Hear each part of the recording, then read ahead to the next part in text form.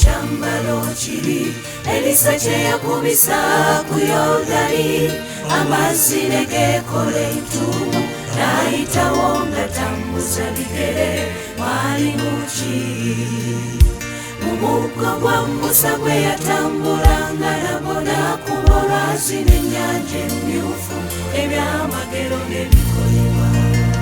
mwalimu ki mu kyambalo kiri Elisa kye yakubisa ku Yordani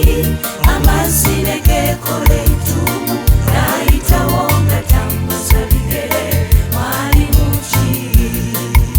mu muggo gwa Musa gwe yatambulanga nabo n'akuba olwazi n'ennyanja emmyufu ebyamagero eno y'essaala yange kale nange nkusaba leero otuule mu nze ofugirengamu bw'oba mu nze nsobolera ddala okukola ebibadde binnema Yesu nkusaba leero tuula mu nze ofugirengamu bw'oba mu nze nsobolera ddala okukola ebibadde binnema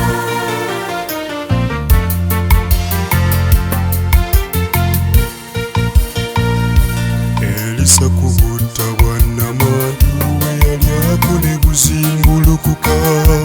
epipa n'egenda ejjula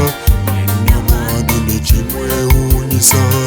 Omusunami n'amuzaaza omwana we bwe yafa n'amuzuukiza